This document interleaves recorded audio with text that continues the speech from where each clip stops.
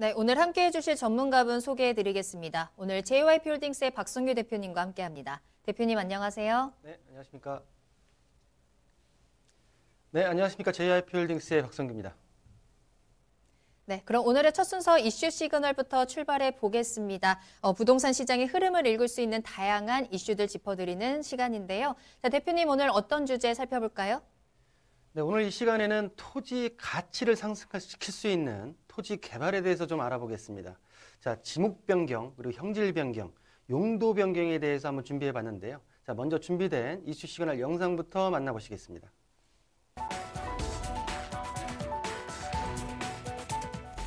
12.16 부동산 대책으로 정부의 규제가 주택에 집중되면서 토지 투자에 관심을 가지는 투자자들이 증가하고 있습니다. 토지 투자자가 반드시 알아야 하는 토지의 가치 상승 방법이 있는데요. 바로 토지의 지목, 형질, 용도를 변경하는 세 가지 방법입니다. 먼저 지목이란 토지의 종류를 구분한 것인데요. 전, 답, 과수원, 임야 등 총 28개로 구분해 규정하고 있습니다. 예를 들어 대지의 경우에만 건물을 지을 수 있으며 전답은 농작물을 재배하는 용도입니다. 만약 전답인 땅에 건축물을 지으면 불법 건축물로 간주돼 원상복구를 해야 하며 과태료가 부과됩니다. 토지의 형질 변경이란 토지의 형태를 바꾸는 것을 말하는데요. 예를 들어 경사진 임야의 흙을 깎아내는 절토 작업을 통해 평지로 만들거나 웅덩이가 있는 전답을 흙으로 메워 넣는 성토를 통해 평지로 만드는 행위 등이 해당됩니다. 용도 변경은 건축법에 의거한 건축물의 용도를 변경하는 것을 말하며 이렇게 땅의 지목, 형질, 용도가 변경되면 토지의 가치는 큰 폭으로 상승하게 됩니다. 오늘은 부동산 시그널과 함께 토지의 가치를 높일 수 있는 지목, 형질, 용도 변경에 대해 살펴보겠습니다. 네, 개인 상담 시간에 토지에 대한 문의가 굉장히 많이 들어옵니다. 토지를 오래전에 매입했는데 가격이 안 오른다. 어떻게 하면 좋겠느냐, 매도를 해야 되냐, 어떻게 하면 그런 어떤 질문들이 많이 들어오는데요. 자, 오늘 이 시간에는 내가 가지고 있는 토지의 가치를 상승시킬 수 있는 방법 세 가지입니다. 자, 지목 변경, 형질 변경, 용도 변경. 우리 영상에서는 건축물의 용도 부분 자체를 말씀을 하셨는데 이 부분 자체는 일단 토지의 좀 상이한 부분 자체가 있기 때문에 토지의 용도, 지역, 구역 그리고 지구에 대한 변경에 대해서 좀 알아보겠습니다. 자, 이 세 가지에 있어서 지목 변경, 형질 변경, 용도 변경. 사람으로 따지면 지목 변경, 개명. 이름을 바꾸는 거죠. 개명. 자, 공부상 지목을 다른 지목으로 바꾸는 행위. 전답에서 지목을 대지로 바꾸는 행위. 이름을 사람으로 따지면 이름을 바꾸는 개명이다라고 좀 말씀드릴 수가 있겠고요. 자, 건축허가나 개발행위 등으로 땅이나 건축물의 용도를 변경시키는 지목 변경이 있습니다. 자, 두 번째로는 절토, 성토, 정지작업, 땅의 모양을 바꾸는 건데요. 사람으로 따지면 성형수술. 땅의 모양을 예쁘게 성형을 하는 부분 자체가 형질 변경.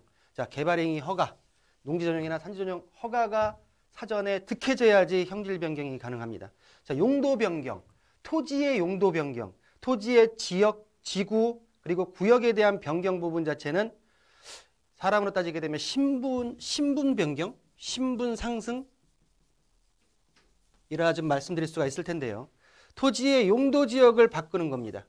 자, 농림지역에서 관리지역이나 주거, 상업지역으로 종상향이 되는 부분 자체를 용도 변경이다라고 말씀드릴 수 있는데 이 부분 자체는 도시관리계획의 변경에 의해서 가능합니다.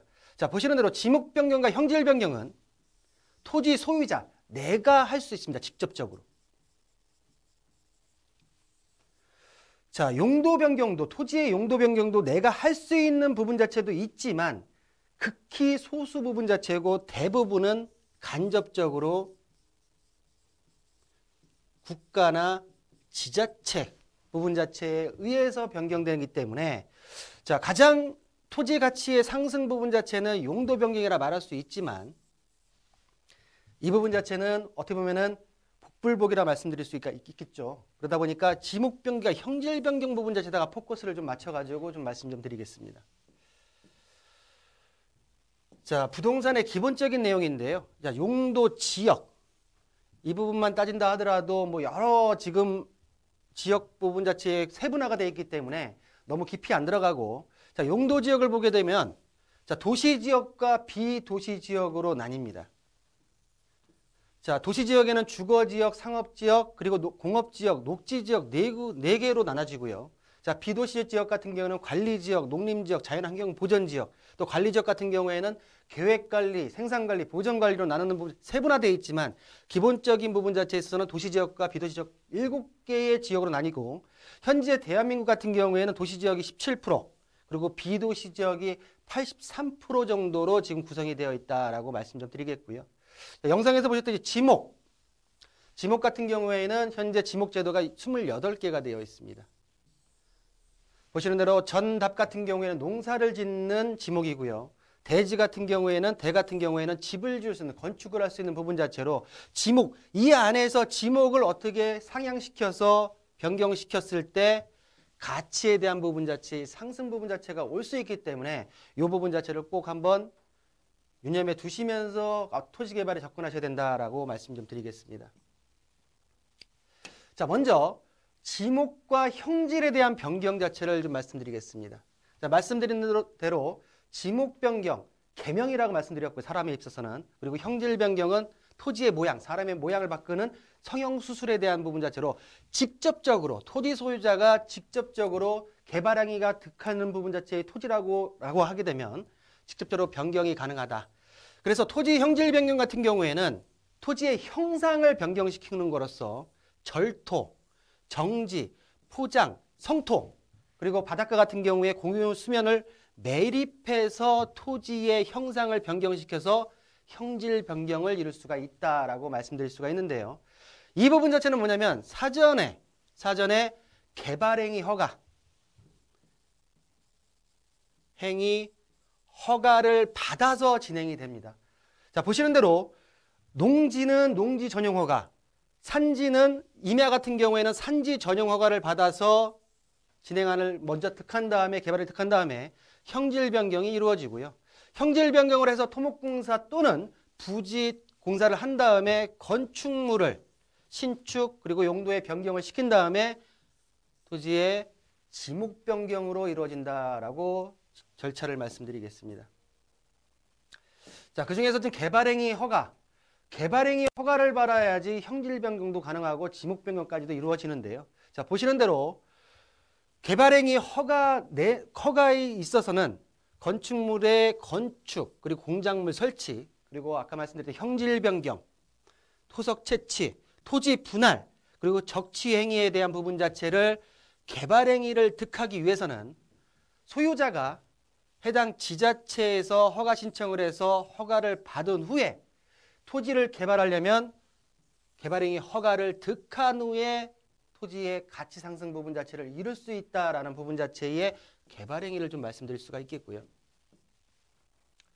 자, 개발행위를 하다 보게 되게 되면 그 부분에 있어 비용이 발생합니다. 기본적으로 개발행위 허가 같은 경우에는 말씀드린 대로 건축, 형질 변경, 토석 채취, 물것 적치, 분할 부분 자체가 있는데 기본적인 비용 자체가 들어가고요. 대표적으로 농지 같은 게 전납 같은 경우에 개발행위 허가를 받으려면 농지 전용에 대한 허가를 받아야 됩니다. 그리고 임야 같은 경우에는 산지 전용에 대한 허가를 받아야 되는데 그 비용이 산지보다는 농지 부분 자체가 좀 더 비쌉니다. 그러다 보니까 산지를 통한 개발을 많이 진행을 하고 있는데요. 자, 산지 같은 경우에는 산림법에 의해서 준보전산지와 보전산지로 나뉘게 되고요. 자, 산지, 예전에 제가 한번 임야에 대해 있어서 어떤 개발 투자 부분 자체를 말씀드린 적이 있는데, 자, 보시는 대로 준보전산지 같은 경우에는 관리지역, 보전관리, 생산관리, 계획관리 내에 있는 토지 같은 경우에는 준보전산지로 들어가고요. 자, 농림지역, 임업용산지나 공업용산지, 공익용산지 같은 경우에는 보전산지로서 대부분 개발을 할 때는 준보전산지가 좀 더 수월한 부분 자체가 있다라고 이해를 하시면 될 것 같습니다. 자, 토지 개발 절차입니다. 자, 보시는 대로 토지의 가치를 상승시키는 방법, 그냥 토지를 매입해서 시간이 지나면 가격이 오르겠지라고 하는 토지의 어떤 투자 방법은 구석기 시대의 방법입니다. 이제부터는 토지의 매입 부분 자체를 들어가기 전에 구체적으로 내가 어떻게 개발을 시켜서 토지의 가치를 상승시켜야 될까라는 부분 자체의 절차에 대해서 말씀드릴 텐데요. 자, 보시는 대로 형질 변경 같은 경우에는 허가를 받고요. 형질 변경을 이루고 나서 지목 부분 자체가 변경을 신고를 해야 합니다. 자, 첫 번째 단계로서는 농지나 산지 부분 자체의 매입 단계가 있겠죠. 매입 시에는 이 토지, 이 농지나 산지 부분 자체가 개발이 가능한 토지인지에 대한 부분 자체를 꼭 관공서에 알아보시고 나서 진행을 하셔야 된다. 특히 산지 같은 경우에 뭐 경사도나 또 인목 축척에 대한 부분 자체가 있기 때문에 꼭 알아보시고 진행을 하셔야 되고요. 자, 두 번째로는 말씀드린 대로 아까 농지 같은 경우에는 농지 전용허가, 그리고 산지 같은 경우에는 산지 전용허가에 대한 부분 자체를 개발행위를 득하고 나서 기초 기반공사, 부지공사가 들어갑니다. 그리고 나서 부지공사 끝나고 나서 네 번째 단계들은 본인이 원하는 부분 자체 건축공사가 들어가고요. 그리고 준공이 이루어진 다음에 마지막으로 지목 변경, 대지나 공장 용지나 창고 용지 등으로 지목 변경을 하게 되면 기존의 농지에서 산지, 임야에서 지목이 변경됨으로써 형질 변경을 통해 변경됨으로써 가치가 상승이 되죠. 우선적으로 보게 되면은 공시지가가 개별 공시지가 자체가 폭 자체가 많이 올라가 있는 부분 자체를 알 수가 있기 때문에 매매 시세가 부분 자체도 굉장히 많이 이득을 볼 수 있는 토지 개발 절차다라고 말씀 좀 드리겠습니다.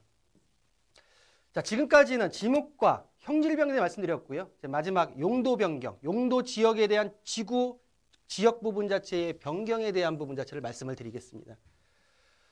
자, 보시는 대로 용도 지역지 구역에 대한 변경 같은 경우에는 개인이 할 수 있는 부분 자체가 극히 작기 때문에 간접적인 부분 자체의 변경 부분 자체라 말씀드리겠고요.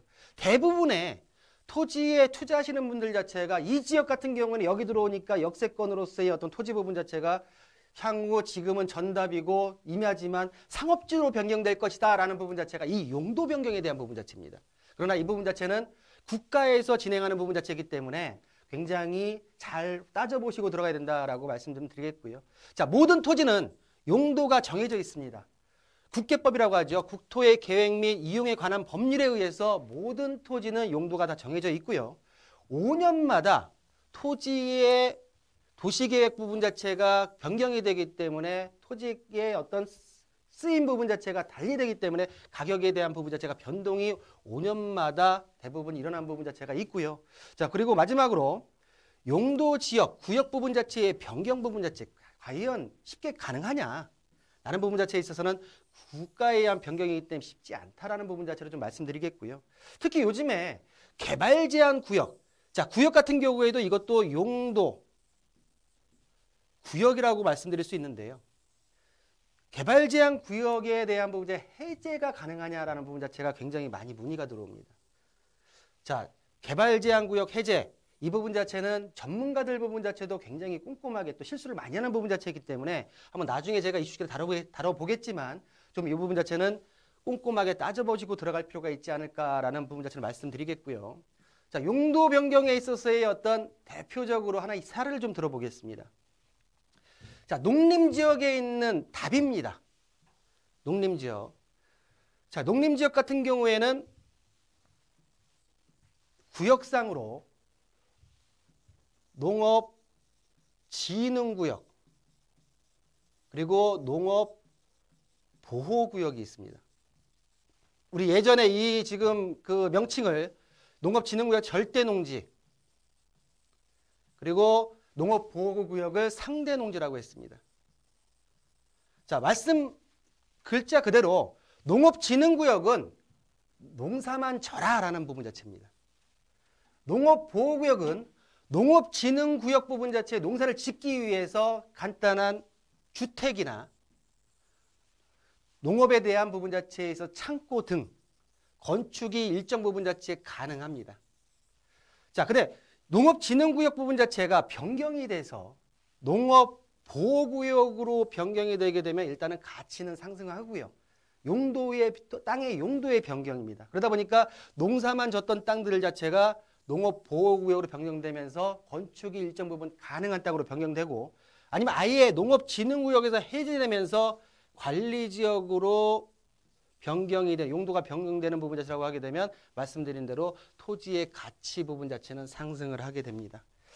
자, 이 내용 부분 자체가 농업진흥구역 부분 자체 해제 요건 자체가 2016년도에 좀 나왔었는데요. 자, 보시는 대로 도로, 철도, 개설 등 여건에 따라서 3헥타르 이하에 남은 짜투리 지역 부분 자체에서 해제 기준 자체가 준용이 되고요.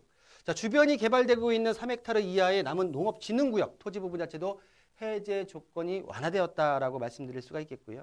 자, 도시지역, 특히 녹지지역 내에 경지정리가 되지 않은 농업진흥구역 부분 자체도 농업진흥구역의 해제 요건 자체가 충족된다라고 말씀드리겠고, 자, 농업진흥지역과 자연취락지구 부분 자체가 중복된 지역 자체도 해제 요건 완화고요. 자, 마지막으로 보신다고 하게 되면 농업진흥구역 내 지정 당시부터 현재까지 비농지인 토지 중에서 지목이 염전, 잡종지, 임야, 학교용지, 주차장 등등 창고용지인 토지 부분 자체도 해제 부분 자체의 조건을 충족한다라고 말씀드릴 수가 있는데요.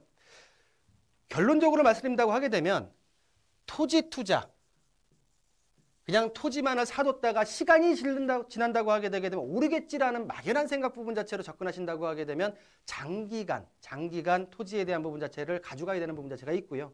제가 볼 때는 그런 투자 방법보다는 토지 가치를 상승시킬 수 있는 개발을 한번 이용하시는 부분 자체가 우리 올바른 토지 투자의 전략이 아닌가, 핵심이 아닌가라고 정리하겠습니다.